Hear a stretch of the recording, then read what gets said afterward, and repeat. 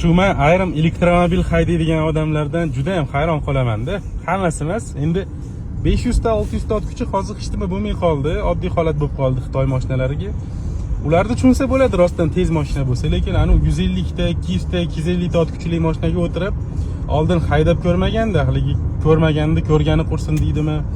Eski mashinaga o'zini ko'rsatgisi keladi. Hozir ham bitta lip motor edi, adashmasam. Va sal orqasidan keldim. Hali marga chiqganim yo'q. Meni ko'rish bilan gaz pol bosdi-da. Endi avtomatik erkak kishi kimdir bosganini ko'rsa bosadi.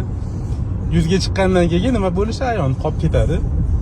Sekingina o'ng tarafga o'tib olyapti. Men o'zi bosishmagandim, aka, sizni hurmat qilaman degandek. Xullas, eski mashinani ko'rsa o'zini ko'rsatadi-da. Nima keragi bor bu? Eski mashina bo'lsa 30 yillik yurib turgani o'zi katta gap. Qariyalarni hurmat qilish kerak. O'zi bu mavzu ancha yillik mavzuda. Masalan, 90-yillarda oladigan bo'lsak, yangi 124 chiqqan paytda, o'sha paytda ham sporlar bo'lgan odamlardi. Bundan ko'ra yangi Jiguli yaxshi deb.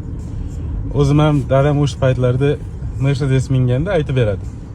Yangi Jiguliga almashtirib olganman deydi. Undan keyin 5-10 yildan keyin Nexia chiqdi. Voy, Nexia yaxshi undan ko'ra. Yana 5-10 yildan keyin Gentra, Lacetti.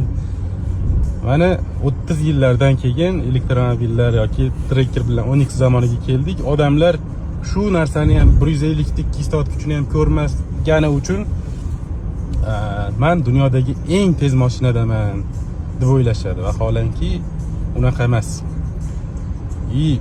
Juda ham ko'p ko'raman, eski mashinaga o'zini kuchini ko'rsatmoqchi bo'ladi. Unaqa qilmanglar, baraka topkurlar.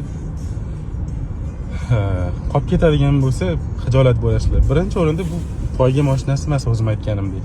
Yo'l ham poyga poligon emas. Shunchaki yaxshi holda saqlangani o'zi hurmat qilish kerak mashinani. Ko'ringan odam bilan bosishib, dilni xira qilmasdan.